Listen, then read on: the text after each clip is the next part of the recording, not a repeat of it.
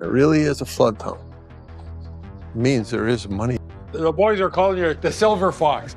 Rick and Marty Lagina are about to join the operation to help Dumas. The money pit has swallowed men whole, laughed at drilling rigs, and turned dreams into ruins. But this season it slipped. What the Oak Island team found near the pit wasn't just a clue, it was a breach in the island's last line of defense. Gold traces, ancient structures, and impossible artifacts have cracked the legend wide open. And what they uncovered may not belong to this century or even this world. The Garden Shaft, descent into a sunken nightmare. The legend of the Money Pit is a siren song, a tale of obsession that has lured generations to their ruin. It is the ideological center of the Oak Island mystery, a cursed well that has swallowed lives, dreams, and fortunes whole. For years, the Lagina brothers, like all who came before them, threw their resources and resolve against this single, unconquerable foe. But the pit fought back, collapsing, flooding, and yielding nothing but heartbreak.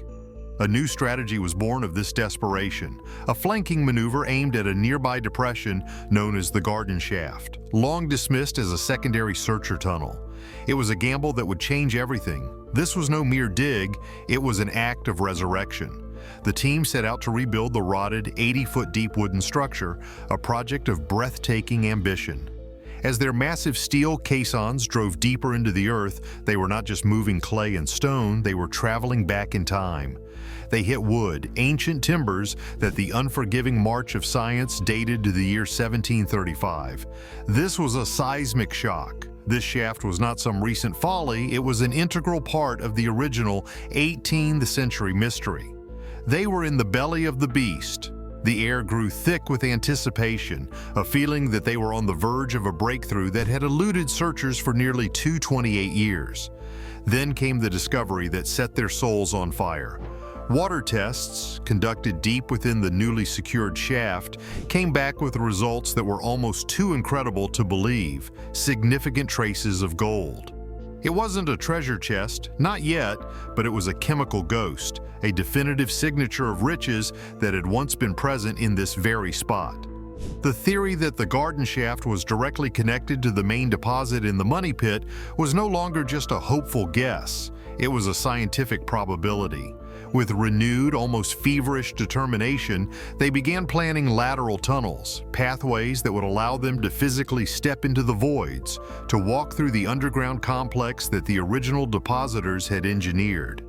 Marty Lagina, the pragmatic engineer, felt the pull of the unknown, stating his intense desire to discover what lay at the bottom, to drill horizontally and vertically until the truth had nowhere left to hide. They were going underground, transforming the search from a surface-level excavation into a subterranean invasion. For Rick Lagina, this was the fulfillment of a lifelong dream, a moment he knew he would remember for the rest of his life, carrying the legacy of all who had tried and failed before him on his shoulders as he prepared to descend. Just as victory seemed within their grasp, the island unleashed its most infamous weapon.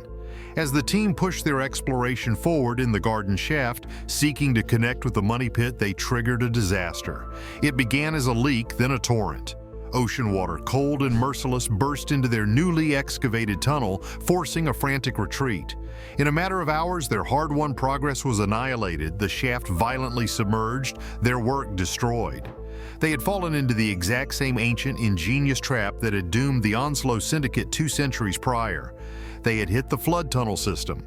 But this was no ordinary failure. This cataclysm was, in its own terrifying way, the most profound validation they had ever received. The legends were true. The whispered stories of a complex, self-resetting booby trap designed to protect the treasure were not folklore, they were engineering fact. The sheer volume and speed of the flood could not be a natural phenomenon. It was a deliberate, calculated defense, a system designed by a brilliant, ruthless mind to stop anyone who got too close. The science and the legends had finally converged, confirming that a powerful, sophisticated group had not only buried something of immense value here, but had also weaponized the very ocean to protect it for eternity. The goal now shifted. It was no longer just about finding the treasure, it was about defeating an enemy. The team needed to get a solid piece of the main shaft, a sample clean enough for dendrochronology to get a perfect, unassailable date for its construction, and in doing so identify the architects of this magnificent, deadly puzzle. While the war against the flood tunnels raged in the garden shaft, a second front opened on the surface, unleashing a torrent of artifacts that would tear the known historical timeline to shreds. The focus of the hunt expanded, particularly to an area known as Smith's Cove, the suspected intake for the flood tunnel system, and a nearby plot of land designated Lot 5. What they found there was an impossible collection of objects, whispers from multiple contradictory pasts, all inexplicably converging on this tiny island. The first earth-shattering discovery came on June 7, 2023. Using ground-penetrating radar, the team located a massive object buried 10 feet beneath the ground at Smith's Cove. After a painstaking excavation, they unearthed a colossal limestone slab weighing nearly 1,000 pounds. Carved into its surface was a series of strange, unintelligible symbols. It was a message from the past, a potential cipher, a new Rosetta Stone for the Oak Island mystery. The team was electrified, but professional cryptographers were stumped. The code remained unbroken, a silent, taunting testament to the secret it guarded. The discoveries kept coming, each one adding another layer of complexity. On June 14th, they found a small, broken piece of metal, a copper alloy about an inch in diameter. On its surface was a raised, though illegible pattern showing what appeared to be a human face. Experts theorized it could be a fragment of a 17th century coin, another crucial piece of the puzzle. Days later, on June 21st, a small piece of hand-hewn oak was found, its texture suggesting it came from an ancient ship, lending credence to the theory that the treasure was brought here by sea. This was followed by the discovery of a small ceramic shard, likely from a jug used to transport wine or other liquids, further evidence of a 17th century human presence on the island.